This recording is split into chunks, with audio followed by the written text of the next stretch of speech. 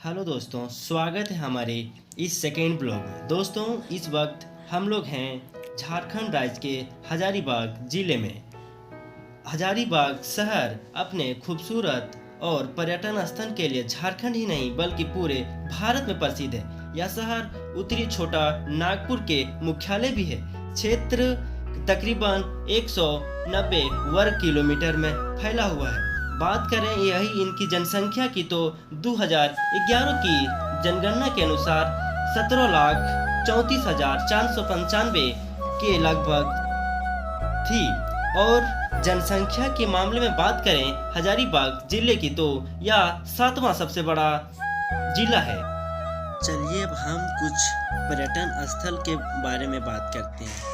हजारीबाग जिला जिस तरह से अपनी सौंदर्यीकरण और पर्यटन स्थलों से प्रसिद्ध है, उसी में एक है हजारीबाग झील। हजारीबाग झील पर्यटन स्थलों में हजारीबाग का एक स्तंभ है। तो हजारीबाग झील के बारे में यदि आप बताएं तो हजारीबाग के आसपास के क्षेत्रों काफ़ी साफ सुथरा और काफ़ी लहती हुई सुंदर दृश्य है, जिससे लोगों को काफ़ी भाता है और लोगों यहाँ बार बार आने चाहते हैं। अपने जितने भी माताएं बहनें हैं उन लोगों के साथ आने के साथ पूर्ण रूप से घूमते हैं और अब झील का मज़ा लेते हैं। झील में जैसे जैसे आप कदमों से बढ़िएगा वैसे वैसे आपको ठंडी ठंडी हवाइयों का एहसास होगा। और यहाँ बहुत दोस्तों, जैसे कि आप लोग जान ही चुके थे कि हम लोग हजारीबाग के शहर में निकले हैं। तो हम लोग हजारीबाग के अभी बहुत ही प्रसिद्ध हेल्थ हिल रिसोर्ट में पहुंच चुके हैं, जो कि 2019 फीट की ऊंचाइयों पर बसा है। यहाँ हेल्थ हिल रिसोर्ट पूर्ण रूप से प्रकृति के गोद में बसा है, जिससे आप हेल्थ स्वास्थ्य के लाभ ले सकते हैं। और यहाँ से आपको चारों ओर प्रकृति की जो सुंदरता बढ़ी है, वो सुंदरता की आप भी भ्रमण कर सकते हैं। यहाँ से रह के आप अपने डेली भाग दौड़ की ज़िंदगी से उभर चुके हैं, तो एक बार यहाँ अवश्य आएं। और यहाँ आप लोग को यकीन मानिए इतना ही आनंद आने वाली है कि आप सोच नहीं सकते हैं। यह पूर्ण रूप से प्रकृति के गोद में बसा है। चलते हैं और अंदर की ओर दिखाते हैं आप लोग को रिसोर्ट। और अब देखिए कितनी ही सुंदर ढंग से बनाया गया है। और यहाँ के जो देख रहे हैं आप वादियाँ, ये वादियाँ यहाँ से आप पूर्ण रूप से लाभ ले सकते हैं। अभी हम लोग कैंडी हिल चढ़ने ही वाले थे और कुछ इस तरह का व्यू दिखने लगा था। और जैसे हम लोग ऊपर की ओर बढ़ रहे थे, तो वैसे ही हम लोग को ठंडी ठंडी हवाइयों का महसूस होने लगी थी, जिससे हम लोग को कुछ दूरी पर इस तरह की सुंदर सी वादियाँ देखने को मिली। इनको देखने के बाद हम लोग की आँख खुली की खुली रह गई और हम लोग असमंजस में पड़ गए। इतनी सुंदर भी हम लोग कभी नहीं देखे थे। हम लोग जैसे जैसे ऊपर जाते गए वैसे वैसे यहाँ की सुंदरता बढ़ती गई और हम लोग को काफ़ी मज़ा आने लगा था। जैसे जैसे ऊपर अभी हम लोग ऊपर से जब देखें यहाँ से गुजरी हुई नेशनल हाईवे, अब बताएं इतना मतलब सुंदर, तो हम लोग को काफ़ी मनमोहक लगा और काफ़ी आनंद, जिनसे हम लोग को रहा नहीं गया और अपना फ़ोन निकाल के फ़ोन में उन्हें कैप्चर किए। यदि आप कभी हजारीबाग आने का प्रोग्राम बना रहे हैं या आप हजारीबाग में हो, तो एक बार अवश्य हजारीबाग के कैंडी हिल शेयर करें। कैंडी हिल के तीनों साइड में बहुत ही बेहतरीन झीलें बनाई गई है। हजारीबाग में कहें तो बहुत सारी पहाड़ियों हैं जिनमें कैंड्री हिल प्रमुख है। प्रमुख इसको इसलिए बनाती है क्योंकि इनके सारे जो बगल में झीलें हैं और यहाँ से जो इतनी हसीन वादियाँ दिखती है। कैंड्री हिल के बाद सीधा हम लोग आए संस्कृति म्यूजियम एंड आर्ट गैलरी जो दीपूगढ़ा में स्थित है। यहाँ आने के बाद हम लोग के चेहरे में एक नई खुशी देखने को मिला। यहाँ जैसे जैसे हम लोग म्यूजियम की ओर पहुँच रहे थे वैसे वैसे हम लोग के चेहरे में खुशी मन ही मन डबडबा रही थी और बाहरी के दृश्य देखते देखते हम लोग बहुत ही खुश और असमंजस थे कि नई नई जानकारी हम लोग को आज हम वहाँ जाने के बाद पाने वाले, और ना जाने कई तरह की बात सोच सोच के मन ही मन बहुत सारी खुशियाँ बटोर रहे थे। जैसे ही हम लोग अंदर पहुँचे और अंदर की कुछ चीज़ें देखें तो हम लोग हक बक हो गए। आप देख रहे हैं म्यूजियम के अंदर, यहाँ देखिए जो संजोया गया है चीज़, इनका स्थापना इमाम करके जो 1991 में किए थे। इसको गुफा की जो रॉक आर्ट द्वारा पाई गई थी कुछ जानकारियाँ, जिसमें एक सोहराई पेंटिंग और खोवा पेंटिंग। खोवा मीन्स खाओ मीन्स गुफा एंड वर मीन्स दुल्हन दुल्हन की जोड़ी, उनकी शादी में ही यूज करने जाने वाली पेंटिंग जो अभी आप लोग को कुछ दीवार में दिखेगी उसे मात्र काली मिट्टी से ही बनाई गई है। अभी जो दिख रहे हैं आप वो सोहराई पेंटिंग है जिसे आमतौर पर घर पर उस टाइम बनाया जाता है जब सोहराई की सीज़न हो, दीपावली की सीज़न हो। उस टाइम भी दो मिट्टी, दूधी मिट्टी और लाल मिट्टी कहीं से फ्यूज होता था।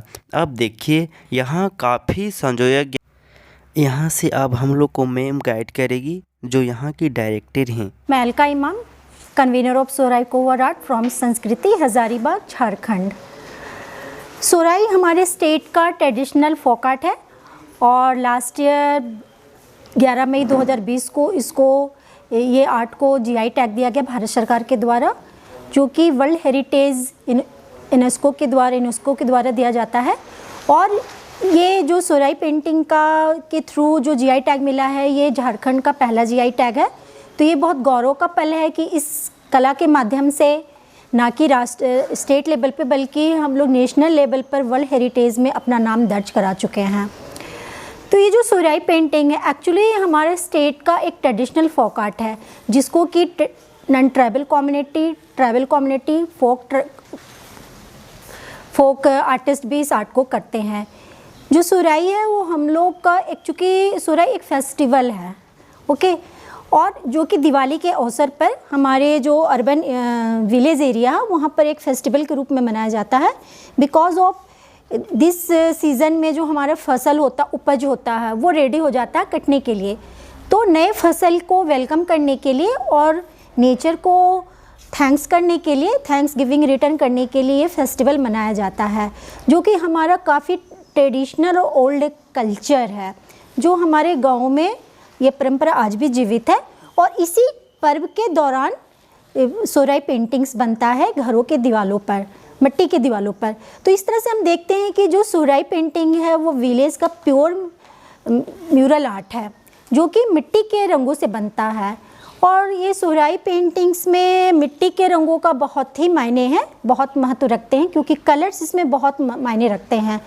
और हम लोगों का जो पिगमेंट्स होता है वो अर्थ कलर्स होता है। तो वी आर सो लकी कि we have found 4 types of colours in Hazaribagh in Jharkhand. तो इसमें जो जितना भी फाइन आर्ट फोक आर्ट होता है उसमें आउटलाइनिंग काफ़ी मीनिंगफुल होता है। तो आउटलाइनिंग को बनाने के लिए हम लोग काली मिट्टी, काला रंग को खर्च करते हैं। जैसे कि आप यहाँ देख सकेंगे कि हमारे पास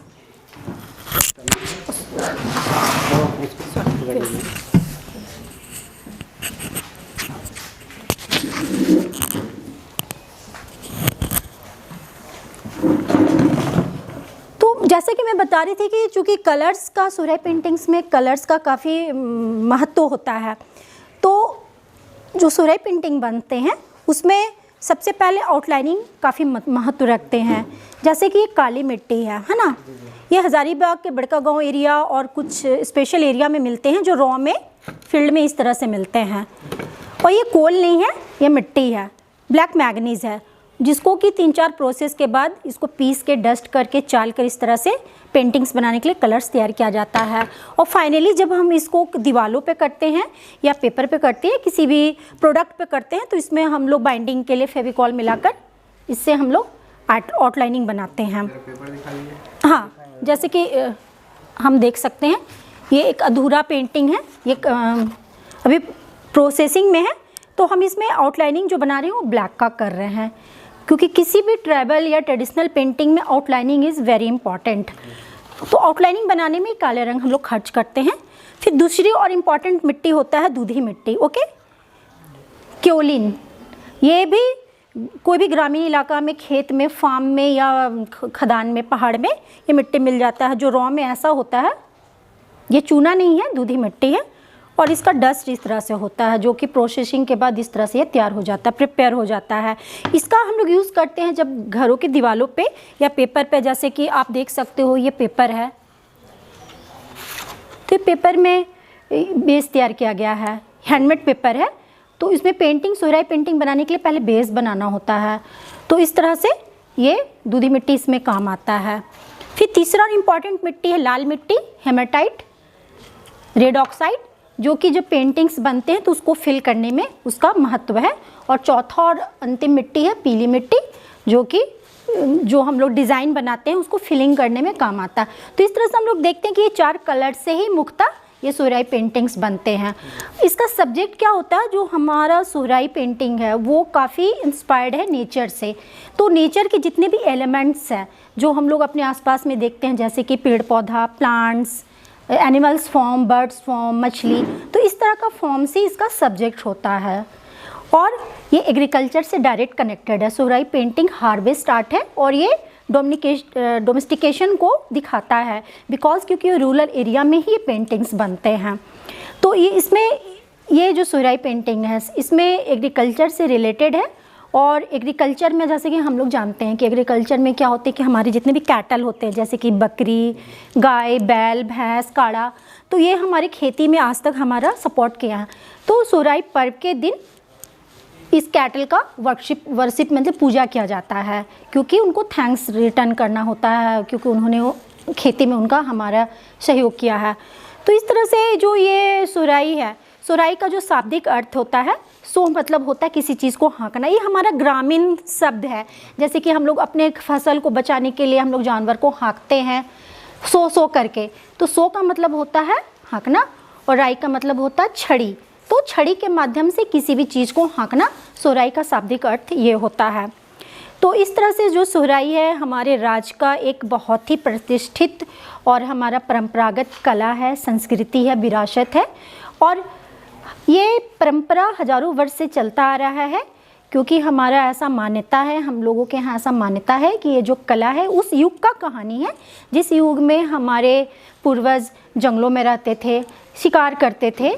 और आपको ये जानकर बहुत खुशी होगा कि गर्व होगा, क्योंकि हमारे हज़ारीबाग में आपका बड़का गांव एरिया में इसको करके एक विलेज है, जहां पर इसको का रॉक शेल्टर पाया गया जो 10,000 साल पुराना है।